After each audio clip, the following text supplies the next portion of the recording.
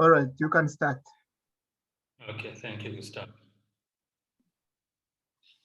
Good afternoon, everyone, and thank you for joining this session. The topic of this session is the role of telecommunication companies in empowering mobile money and transfers in Africa. My name is Sadiq Moy. I'll be taking you through a couple of slides just to unpack this particular presentation topic. Just to set a background, I'll just set the stage with information that I gleaned from the GSM Association report for mobile money on 2020. You can actually see in terms of mobile money growth, mobile money's status in 2020. And below, you'll be able to see the numbers of mobile money in Africa. So the top one is a global status. And you can be able to see that the Africa, in terms of the global money accounts, takes about half of the accounts. Globally is about 1.2 billion. Africa takes just less than 600 to 562 million. And in terms of monthly active accounts, about a third of those, coming to about 161 of the 300 million monthly active accounts. So global money is big. It's big, it's growing, and probably just to start us off, let's just look at what triggered this growth and how do telecommunications companies get into participating in this growth. So the trigger, believe in terms of mobile money growth, actually can be traced back to the competition within the telcos, particularly because of declining revenues from the voice calls and an emergence of the competition from over-the-top services.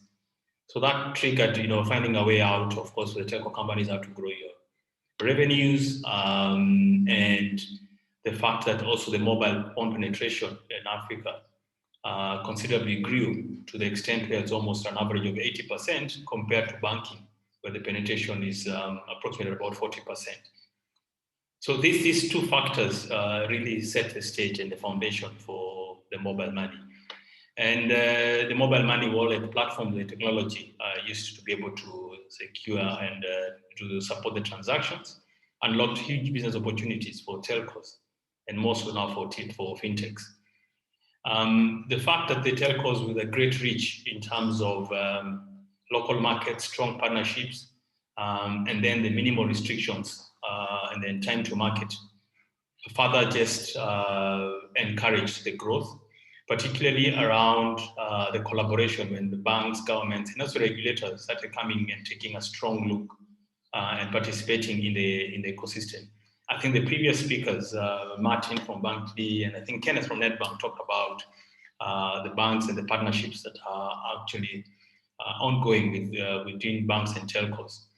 And then you can see there's been a lot of amount of money flowing between these two, the banking and the telco from a mobile money partnership. And of course, with the recent COVID-19, it has accelerated mobile money usage, particularly because of the lockdown restrictions. So it has been, as the regulation has grown, the regulator is becoming much more knowledgeable, understanding the innovation, although not always. I think there's always different shades of opinion in terms of how much the regulator has helped or hindered the growth of mobile money. It still remains a strong player. And in many markets, the regulator is actually coming out strongly to support this. So the nexus of the banks, the fintechs, the regulator as key stakeholders has overseen the growth of the mobile money in Africa, and that testifies to the numbers. Half of the global, as we saw in the previous slide, accounts are resident in Africa. So what's the role, in terms of telcos to empower this growth? I think the starting point, as we've seen, is strong. The telcos using the infrastructure and technology is helping facilitate mobile money payments. But that is also being driven a lot by being able to, the telco firms that are actually looking at using the technologies that are currently in place. I think there was a discussion earlier on about the APIs. So those are allowing telcos together with the other fintechs to create a digital financial services ecosystem. And that's giving a lot of space for innovation in new products. I think everyone has seen recently just the almost explosion of fintechs, which yes, demonstrates a need and an unmet need for both individuals, the businesses, and overall economy. So being able to provide the rails, so to speak, for the telcos, coupled with the ability to be able to reach the bigger sector of the population, probably more than the traditional banking, is actually going to keep on accelerating that. Because when as you look at the number of accounts, let's say 500 million or thereabouts, there's still a lot of potential to be able to grow this. So the technology that is being deployed, the various technologies that are coming in place, are actually helping this greatly. And for telcos, there is a big move in terms of playing a role in the financial inclusion. And ultimately, what is happening, and I think the central banks of different central banks have realized this, and of course also the civil service and the non-governmental organizations, in terms of the potential to reduce poverty. I think we'll see where there's also a lot of growth in terms of humanitarian support through transfers. So I think there have been reports and research done in terms of how the mobile money has actually increased, or rather the potential for reducing poverty. And I think there are enough studies that are being done in terms of looking at how does that work, how does it contribute to reducing of poverty, to allow the transfers between the various players in the market. I think that by lowering the entry points have actually helped to do this. So in terms of the telcos, I think there's still a lot to be done. There's still a lot, as I said, there's a lot of potential that needs to be met. There's still the room for growth, and particularly with the technologies that are coming in and allowing, things like open banking, which was discussed earlier on, and allowing, in terms of digital identities.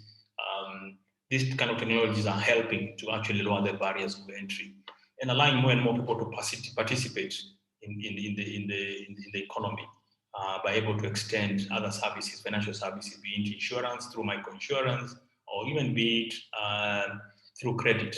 So that by itself is what is growing. Is there's still a lot of growth potential, and the telcos are playing that role through partners with other stakeholders. In terms of the trends that we see, in terms of the future of the growth, as I talked about, there's still is acceleration of the shift of cash towards digital payments. As I say, the COVID-19 provided an opportunity for everyone since last year to be able to speed up and this shift towards digital. There's a lot of encouragement. In Kenya, the central bank lowered or actually did away with the charges below a certain minimum threshold of mobile money transfer. So they removed charges to try and encourage more transactions to be done through digital. So there's that shift, and that shift from cash to digital. As much as the numbers show there's a lot of mobile accounts, cash still remains a large medium of transactions in Africa. So as I say, the potential for that shift is quite significant. Remittances, I think, as I say, this is mobile money is also assisting in terms of international and also intra-Africa. With the signing of the Africa Free Trade Area coming into play, there will be need to be able to do a lot of intra-Africa trade. And this trade can be financed and will be paid, and probably to a large extent through mobile money, because that allows again more participation and a greater reach than the banks will probably do. Definitely, there is, of course, the role of banks is still strong, continues to be, and there is a role for banks, and that continues to be quite prevalent. But there is, again, as I say, the shift towards digital payments, but also enabling and meeting the needs of things like, like I said, the trade agreement between Africa. So apart from just international remittances, I think we're just going to see a lot of intra-Africa remittance, particularly to facilitate trade. I talked earlier mentioned earlier about humanitarian cash assistance. There's a large opportunity for social transfers. I know in Kenya government there is that is being done. In other markets there is also transfer of cash. for the socially the privileged sectors of the population, and the ones that probably the government thinks that they need more support. That is becoming another area that is giving way to a trend that will be able to enhance the transfers of the mobile money. The other area is independent money mobile operations, over and above traditional telco operations. I think that's, again, as I said, the fintechs. Now you can't, go a week without reading any about a fintechs in terms of breakthroughs, or fintechs are bringing through or creating more use cases, raising funding to be able to reach more of the economy. I think that by itself is creating a lot of excitement in the markets. As telcos, I think there is also a move, and I've probably seen a few moves in the market, where telcos are actually creating or hiving off the mobile money operations to operate independently of the telco. So the traditional telco operations will remain definitely, because are the rails that carry the transfers and support the platforms.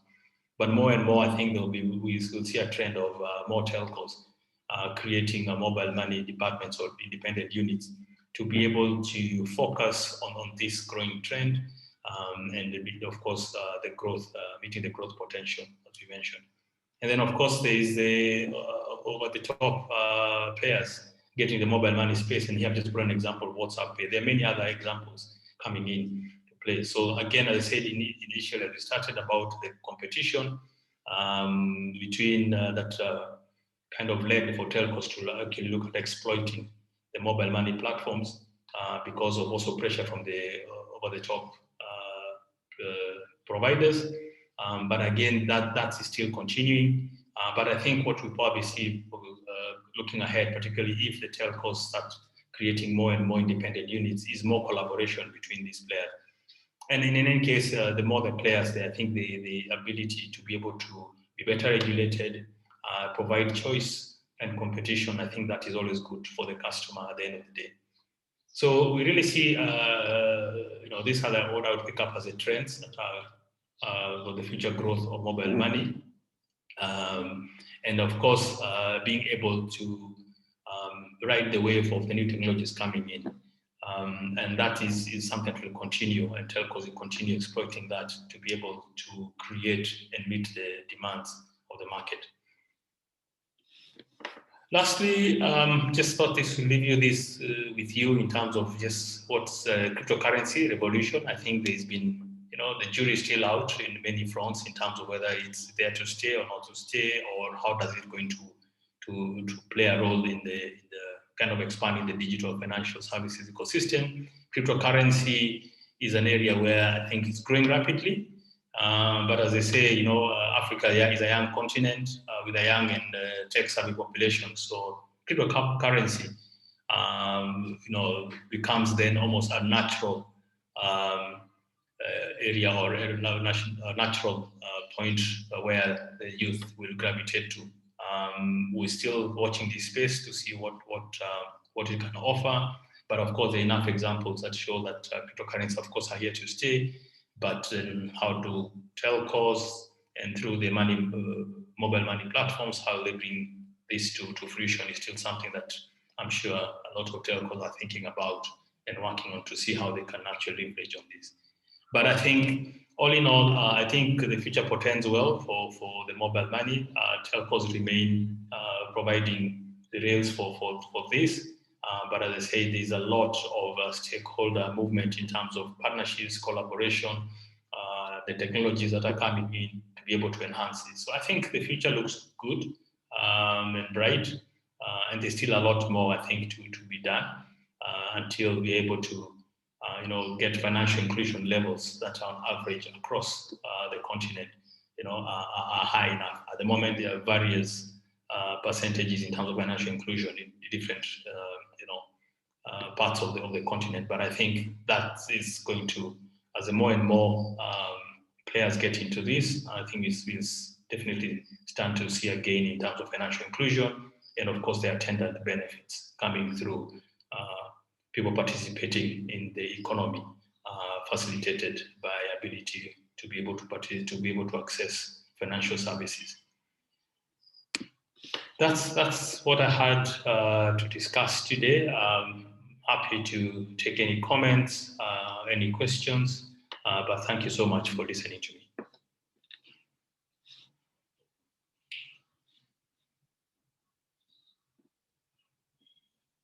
Over to you, Gustavo. Okay, thank you very much, Sadiq.